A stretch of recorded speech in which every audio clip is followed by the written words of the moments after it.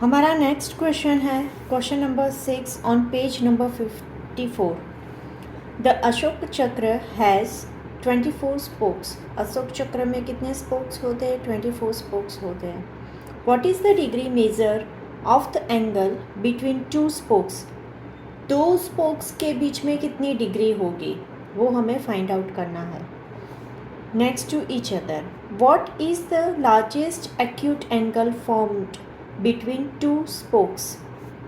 दो स्पोक्स में largest acute angle कौन सी फाइंड होगी, राइट?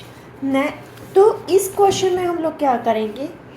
सबसे पहली चीज़, ये जो स्पोक्स दिए हैं, ठीक है, यहाँ पे ये मैंने रफ फिगर ड्रॉ की है। ये जो स्पोक्स दिए हैं उस स्पोक्स में कितना एंगल बन रहा है वो हमें फाइंड आउट करना है। तो सबसे पहला पॉइंट हमें क्या नोट डाउन करना है? तो ये कितने स्पोक्स है? 24 स्पोक्स, ठीक है। और ये क्या है? पूरा राउंड। तो हम क्या करेंगे? तो एंगल बिटवीन टू स्पोक्स क्या फाइंड करेंगे हम लोग? एंगल बिटवीन टू स्पोक्स वो क्या होगी? एंगल कितनी होगी हमारी? तो हमारा क्या है? ये पूरा क्या है? सर्कल है। तो क्या सर्कल में कितने डिग्री होता है? 360 डिग्री होता है, राइट? और टोटल स्पोक्स कितने हैं? 24। तो हम क्या करेंगे? 360 को 24 से डिवाइड करेंगे। तो 360 को 24 से डिवाइड करने से हमारा आंसर क्या आता है? 15 डिग्री।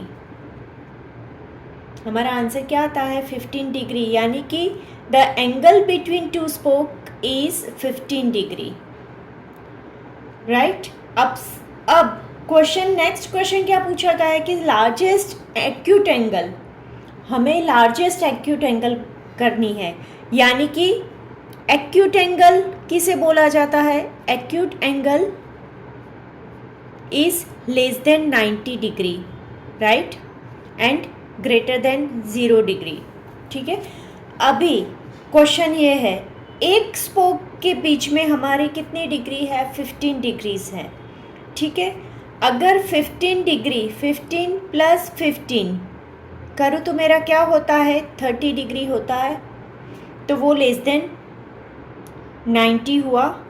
प्लस 15 करूँ तो मेरा क्या होता है? 45 डिग्री होता है, ठीक है।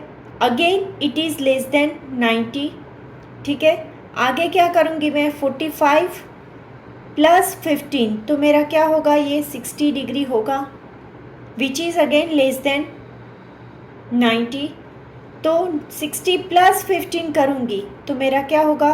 75 डिग्री होगा, which is again less than 90, ठीक है। 75 प्लस 15 करूँगी तो मेरा क्या होगा? 10 एंड 90 डिग्री। तो 90 डिग्री तो मेरा ऑलरेडी है ही, 90 डिग्री तो राइट एंगल हो जाएगा, यानी कि मुझे ये स्टॉप करना है कहाँ पे? 75। अभी ये क्वेश्चन की ये मैंने किया क्या, राइट? ये किया क्या? तो देखिए 90 डिग्री, अगर अशोक चक्र में 90 डिग्री ऐसे बन रहा है, ठीक है। 90 डिग्री के बीच में जो स्पोक्स आ रहे हैं, ठीक है, दो स्पोक्स के बीच का डिस्टेंस मेरा है 15 डिग्री। एंगल मेरा क्या बनता है? दो स्पोक्स के बीच में 15 डिग्री। तो सपोज मैं एक 75 डिग्री वाला ये स्पोक लूँ तो वो भी दो स्पोक के बीच का एंगल ही हुआ। हमें क्वेश्चन में पूछा है कि लार्जेस्ट एक्यूट एंगल, हमें क्या फाइंड करना है? Largest acute angle between two spokes. Acute angle तो हमारा 90 डिग्री से कम होगा, तो मैंने 75 इसीलिए लिया क्योंकि एक स्पोक के बीच का डिस्टेंस मेरा 15 डिग्री है। तो 15 डिग्री यानी कि जितने स्पोक्स होंगे उतने स्पोक्स का डिफरेंस 15 मिला के मेरा मैक्सिमम कौन सा निकलेगा? 75 डिग्री एक्यूट एंगल निकलेगा। समझ में आया? ठीक है, तो मेरा आंसर क्या हुआ? लार्जेस्ट एक्यूट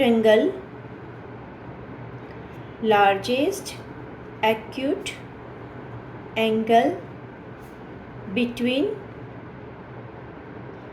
two spoke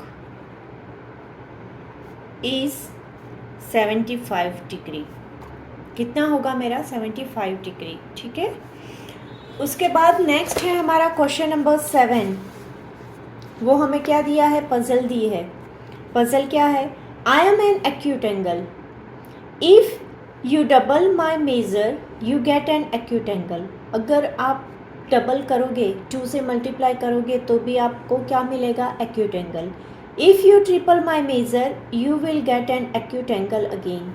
अगर आप ट्रिपल करोगे तो भी क्या मिलेगा? मुझे एक्यूट एंगल मिलेगा। इफ़ यू क्वाड्रुपल यानी कि 4 टाइम्स मेज़र करोगे you will get the acute angle yet again. आप फिर से भी एक्यूट एंगल ही पाओगे।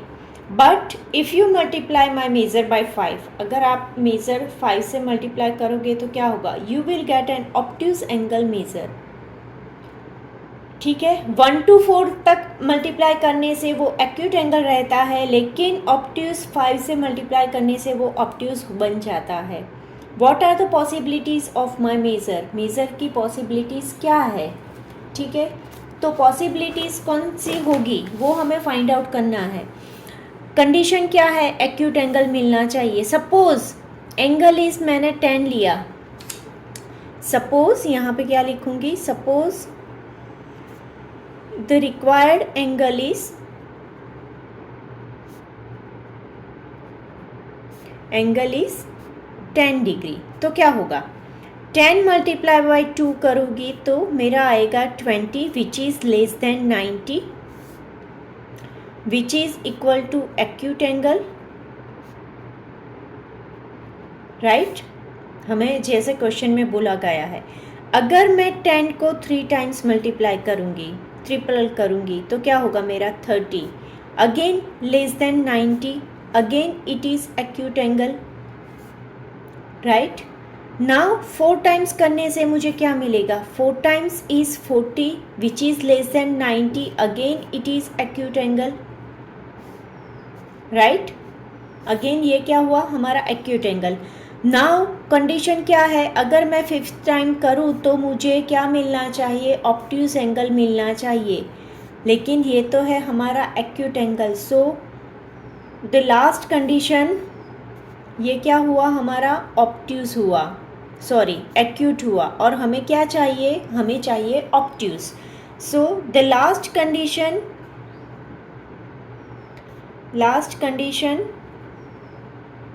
is not satisfying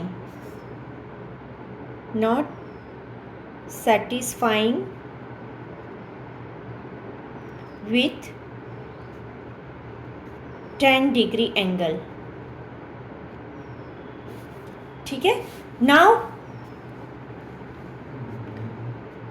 we will try with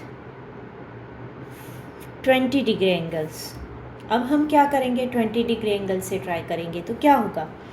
20 multiply by 2 equal to कितना होगा मेरा? 40 which is acute angle.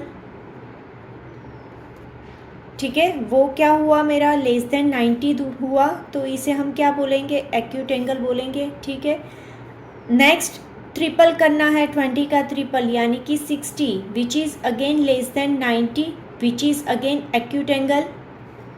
Right, next है 4 टाइम्स करना, तो क्या होगा?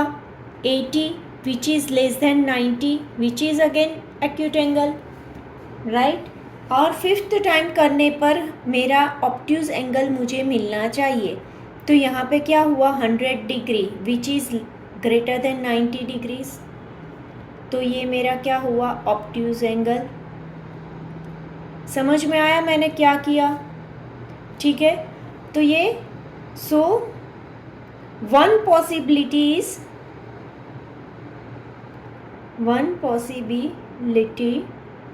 is 20 degree angle. ठीक है, एक पॉसिबिलिटी हुई ये हमारी। हम दूसरी पॉसिबिलिटी भी फाइंड आउट कर सकते हैं विथ 15, विथ 25, विथ 21, 22, 23। ये सभी ऑप्शंस हमारे पास है जिससे हम ये पॉसिबिलिटीज़ फाइंड आउट कर सकते हैं। अगर ये चारों कंडीशन हमारी ट्रू हुई तो हमारा पॉसिबल एंगल आ जाएगा। सपोज हम 15 में चेक करते हैं तो 15 का डबल क्या हुआ 30, 15 3 ज़ा 45, ठीक है, 15 4 ज़ा 60, 15 5 ज़ा 75। तो ये कंडीशन हमारी सेटिस्फाई होती है तो नहीं होती, यानी कि हम 15 को नहीं ले सकते। सेम एज आप 25, 21, 22, 23 का भी चेक करो, इसमें से भी कुछ ना कुछ पॉसिबिलिटी आएगी कि कितने डिग्री का एंगल होना चाहिए। ठीक है, समझ में आया। 15 के बाद आप 18 भी चेक कर सकते हो, 19 भी चेक कर सकते हो। ठीक है, सिंपली अगर आपको टेबल आ रहा है तो आप डायरेक्टली ये टेबल ही है देखिए, ठीक है, तो आप डायरेक्टली टेबल अप्लाई करके ये फाइंड आउट कर सकते हैं कि कौन सा एंगल पॉसिबल है।